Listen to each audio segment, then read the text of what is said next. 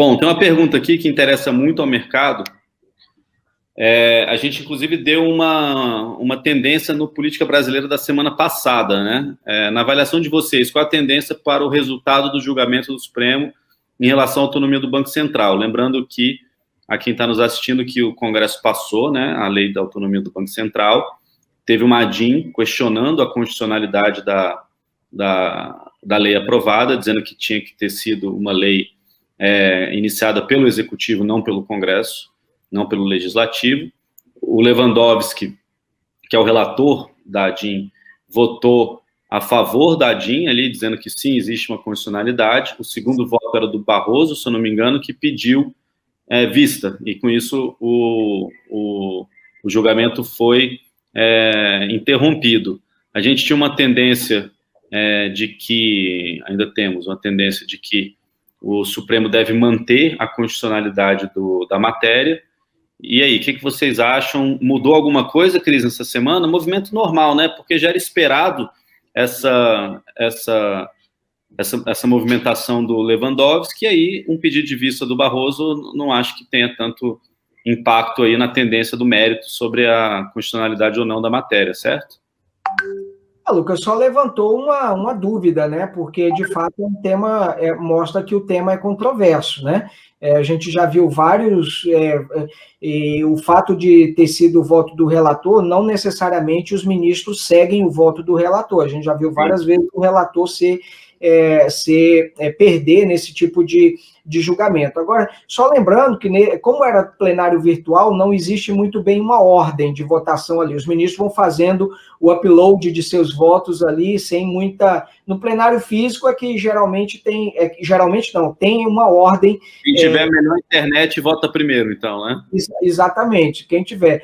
Agora, houve muita especulação de dizer o seguinte, houve até um artigo, que, se eu não me engano, do Valor, dizendo o Bolsonaro teria se arrependido da autonomia do Banco Central, então isso aí já pode ser um movimento.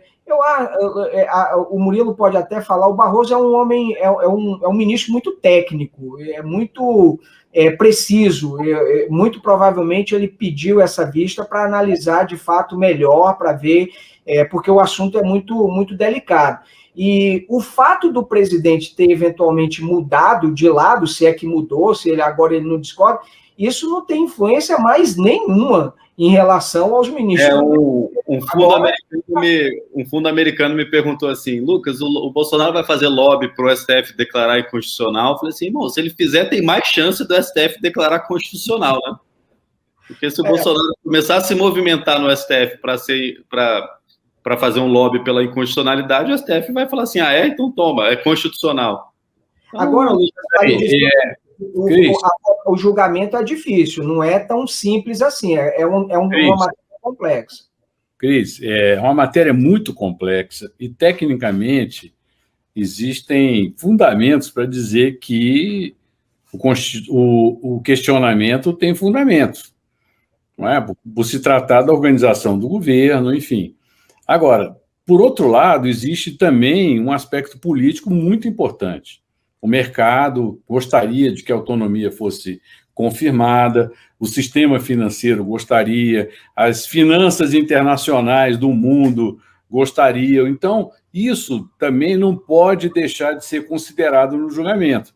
Não será um julgamento feito na estrita lei, interpretação da Constituição.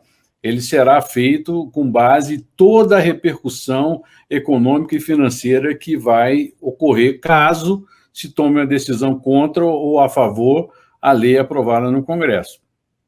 Murilo, e outro ponto fundamental, que é o seguinte, a lei que foi aprovada, por mais que ela tenha autoria de um deputado, havia no Congresso Nacional um projeto de lei de autoria do Poder Executivo sobre o mesmo tema. Então, pode-se partir do pressuposto de que, sim, o Poder Executivo também estava caminhando nessa direção.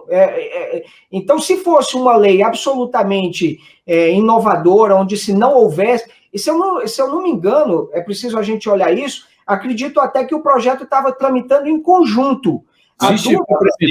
Se estiver tramitando em conjunto, isso efetivamente eu não sei, a gente deve apurar isso aí. a situação muda. Do outro lado, tudo que você falou é feelings, Morris Albert, feelings, ou seja, sentimentos. Evidente que os sentimentos são importantes no julgamento, porque todos os ministros supremos... Só um parênteses, pai.